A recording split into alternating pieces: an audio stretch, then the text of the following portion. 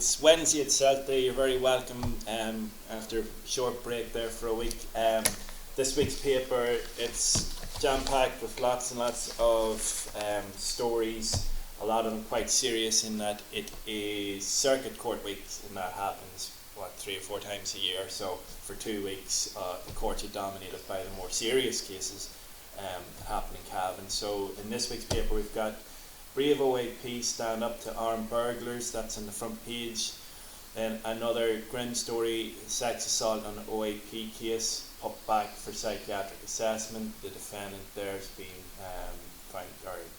pleaded guilty, so we're just trying to find out the sentencing on that now. And in the lighter news, Game of Thrones filming has concluded this week, and we're all excited about that. And in the paper there's lots and lots of the more serious court cases, and there's some from the district court, which would be your standard like drink driving or whatever else, you know. And then we've also lots of community stuff. We've got Sean McMahon, my colleague, was down at the O Arva show launch on Friday, and then there was also a heritage park launched in Munster Connaught, which looks really impressive. And in the arts section we've got a great interview with Pauline Halton. We've got a preview of the Coot Hill Arts Festival, and we've also got 5 pages for Farm Focus. But the main event of the paper, I suppose, is the picking through the bones of Cavan's Brave defeat. No, it's a loose term. Yeah. Okay. Was a Brave defeat? No, we're getting the positive side of that anyway, because the summer's but young, so that's it. There's plenty to do. So like on the front page story, the 2 stories that just flagged there in the intro, like they both sort of what links them, I suppose, is attacks on OAPs.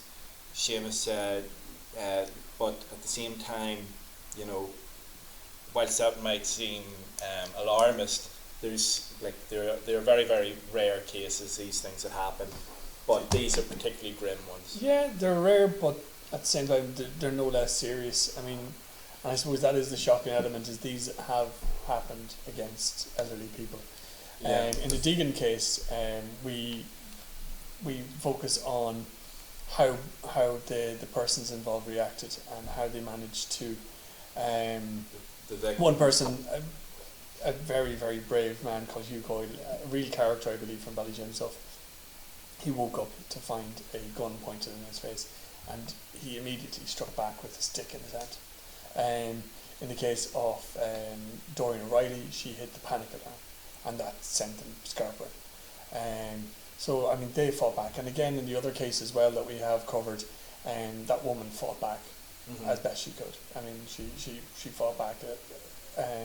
So like they're troubling cases, but this is part of circuit court. The heavier cases do come up, and we do cover them, because justice has to be seen to be done. So yeah, we take no pleasure in covering them now. It's pretty grim reading, but it's essential reading too. So let's move on to the Game of Thrones story, Shane. I know you put that up online and it broke the internet. It's the prequel to Game of Thrones. I don't know. I'm not a. Have you watched Game of Thrones? Yeah. No, I'm not up to date, but I haven't seen the last season. I'm waiting until it's finished completely. Hold on a second. Why am I into Game of Thrones? I watched as far as the end of season 2. This is I've seen no more. Damien? Really? Okay, well, Damien, how could you stop watching at the end of season 2?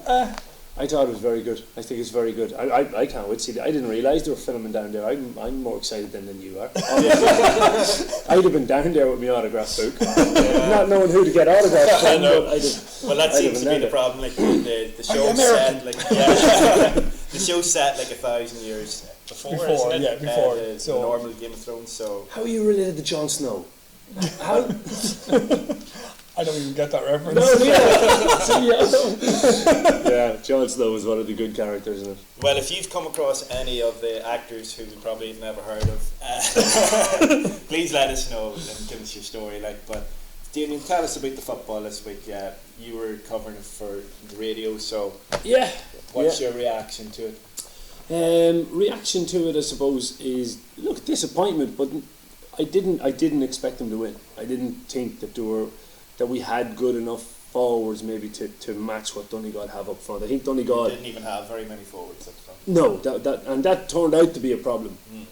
And it was, while I can understand the thought process of going that way, and I maybe even would have done it myself, it just didn't work, and that was unfortunate because you ended up with no options ahead of the ball, no real potent attack, in the first half, and even though we created a lot of chances, maybe a little bit of inexperience cost them as well, because the 2 goal chances, the outstanding ones in the first half, fell to Conor Rehill, who I would believe if he was comfortable, maybe not nervous, he'd have just palmed the ball or fisted the ball towards the net instead of catching it, coming down and trying to kick. And the one before that, the very first score that they got, Conor Brady was breaking through, coming up to a one-on-one with the goalkeeper. Neil McGee closed in. Oisin Pearson could have been a bit closer to him to allow him to maybe give the pass across, and a goal there as well. Again, I don't blame these lads. They're in a first-time experience in front of 29,000. A phenomenal achievement to get there, but an experience that you have to experience before you can thrive in. I'd imagine personally, but little things like that just made the difference. And I thought Cavan though showed something of a battling quality that I think was brilliant and will feed them into the next round. I think the fact that they went out and scored 216 should give them confidence that we can do this. We can compete with the best. When they worked the ball, they worked it well. They did, and that was, for me, that was the big issue. That, and as I say, this isn't me saying the management were wrong. It's just saying it just didn't work. But in the second half, when you had Mackey, you had Madden, and McVitie even wanting to stay further up, closer to goal, even when the ball didn't work out, I think the Cavan first goal was a perfect example of that. Grode McKiernan, right foot kick pass up to Conor Rehill. It doesn't get to Conor Rehill, it goes by him. But because Mackey was in the full forward line, he can run out to meet it, and all of a sudden you create a goal chance from it. Because there was players ahead of the ball, even mistakes can turn into chances. And that was probably the difference in it, that when we had players ahead of the ball, you had better options to get scores. But you don't know that either. Donegal had already won the game, and they could have upped their intensity again had you been a threat. Possibly.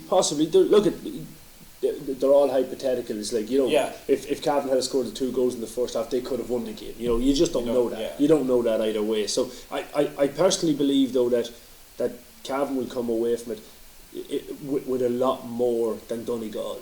For the simple reason, Donegal have the cup, but Mickey Graham is brilliant at reading a team and watching them when they're in full flight and then knowing that, okay, now this is how I can get at them. He never got that opportunity with Donegal this year. If we had Tyrone in that final, I genuinely believe we could have won it, because we've played Tyrone in the league and Mickey Graham would have learned. He's played Donegal in the Mechanic Cup. With 6 and 7 players of either side, completely different. Michael Murphy didn't play that day. So many key players didn't play for either side. So I wouldn't even call it an important game or a game that you could learn stuff from. Well, so you might get Tyrone yet. We might get Tyrone yet. Yeah, it's possible. The draws worked out well for Cavan insofar as the 2 good teams or 4 good teams are playing each other, and so you've a half a chance of getting maybe not. If Armagh beat Mayo, you can't get Armagh. Oh, right. So it makes it an even better chance for Cavan. And then on top of that, Meath can't get Laois or Offaly, so they have to get one of the other sets. Okay. Tyrone, Kildare, Armagh, Mayo, and Clare or Westmeath. Right. So are you saying it's Cavan's ear? I'm definitely. I'm seeing the odds are stacking towards Cavan getting a favourable draw. Yeah, that's all it is. It's a favourable draw, but you wouldn't want to take Clare lightly or any of the other teams. Look, there's no team that you take lightly at the inter-county level. So I think it's. Okay, so it's Cavan for Sam, and it's Cavan for Super 8. If we get a lucky, not even if we get a lucky draw, even if we got Tyrone, I'd still fancy the lads to bounce back, and even a Tyrone game might be the ideal one for lads that. Okay, let's prove that we've made progress, because I firmly believe we're way better than we were. I think we've made serious progress in the last year under Mickey Graham and co. And I'd love to see the Cavan team reflecting that by, as you said earlier on, beating a team that they're not expected to beat in championship. the Monaghan one, you have question marks over. I don't. Yeah. That's the Fermanagh man in you, so it is.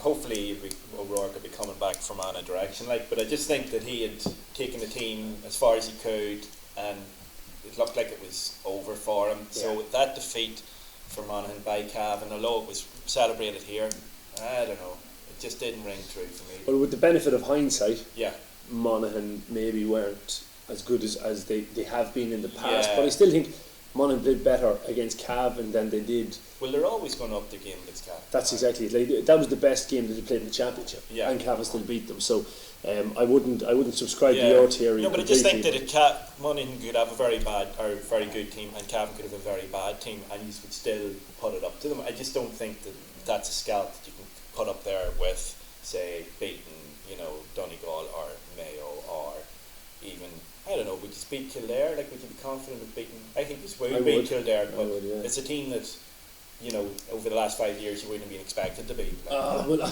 I personally would put if you beat Monaghan above beating Kildare, I wouldn't have Kildare in the same bracket as Monaghan. This year, but not the last couple of years. Every year. Monaghan for the last 10 years have been better than Kildare. That would be my opinion. I think this round is going to go on after this camera's off. But there's a huge amount of coverage obviously in the paper this week. There's a reaction from the players, Cian Mackey, Pádraig Faulkner, I think Mickey Graham, reaction from him in there as well. And there's a couple of wonderful picture pages just to show how blue Clonus turned on Sunday. And really it was amazing to watch fans, the page that's up on screen there. Taken by yourself, Seamus. Just you were down to get a hold of the atmosphere. It was like carnival. It was. Yeah. It was great. It was really brilliant. And the whole way, I don't know the names of the Clonus streets, but everywhere you turned, there was somebody in a blue jersey. Yeah. It was really brilliant. It was so nice to see. And what was really nice to see was families. Yeah. People bringing young children there, and they haven't tasted the older ones hadn't tasted an Ulster final since 2001, and now they're bringing their kids with them. And I know it was a loss, but it was still good for them to see. Yeah. It was good. It was good to sample that atmosphere. And the important part of that is that Niall Murray was saying to me, I'm not sure if it was on air or off air at one stage, but he was saying, for this group of players, leaving the jersey in a better position and inspiring another generation is important, which I thought was brilliant. Yeah. For a county player to be saying, it's not about me, it's not selfish, we want younger players to see us playing on the biggest days and be inspired to come, because he was saying when he was six when Cavan won in 97, and he said that had a huge effect on his life. He wanted to be a Cavan player from that age, and look what he is now, absolutely brilliant Cavan player. So I thought that those family occasions are brilliant. It even led me on to thinking that, well, the Ulster semi-final, the first day wasn't a sellout. The first day against Monaghan wasn't a sellout in Kingspan Breffni, and I didn't get the sense of the same festival atmosphere. While there was big crowds, I'd think it'd be lovely to throw a family ticket for €30 and let 5 people in for that and make it a family occasion, reduce the cost of it. Because if you had a husband and wife at 30, we'll say averaging 30 quid a ticket, and then you had 3 kids, you were spending up on 100 quid on tickets there for a family for the Ulster final. And even in the semi-final and that, you were up on 80 quid for a family ticket. I spoke to somebody who brought 10 with them. Yeah. 10. I mean, that's a massive outlay. Also, I met people who, this was the first year they'd gone back to see Cavan football. Whatever the feeling is out there, I mean, people are going back and watching Cavan play. It's really good. I met people who've been to the quarters, the semis, and now the qualifiers, the semis, and now the final, and they hadn't been to a Cavan match maybe in maybe a half dozen years. I don't get me wrong. The Ulster final should be that if it sells out at 30,000, it sells out at 30,000 and €30 a ticket. That's fine, but when they're not selling out the earlier rounds, reduce the cost, get more people in, and see if you can create that love affair with the GEA, because they are still great occasions. They're just not packed occasions. Yeah. But hopefully the next qualifier, that they've got a bit of momentum. I know they got a defeat there, but the defeat with their heads held high, and the reaction on our Facebook to when we put the stories up, the match report, and that, It must have been about 90 comments, and all of them bar, I think one was given out a big pass and side to side, but everyone else were just saying, God, well done, Mickey, well done, lads, like, this really did us proud, and onwards and upwards. And I think that's what you take from this experience, and hopefully in the next qualifier, regardless of who you get, big crowd, get a good atmosphere going. That's it. It'll pain me to say that. Yeah, hopefully, I like the way Come on say from yes, yes, hopefully yes get. Yeah, but other sport, Paul Brady going for his 11th US national handball title. At the age, he's very close to 40, if not, so it'll be a phenomenal achievement. That's starting, I think, on Thursday of this week, but there's handball in the paper as well. The under-20s are getting ready to take on Monaghan in the Ulster Under-20 Championship this Sunday in Kingsbound Breffni. Preview of that. And the Cavan girl on the 14s, they were beaten in, I think, the All-Ireland semi-final. So hard luck to them, but match report from that. So lots of sport in it, mainly GAA though. Brilliant. Okay, so we'll see you back next week. We'll have an idea then of who Cavan's playing in the qualifiers, and we'll have loads more court to talk about and other things, hopefully. Okay.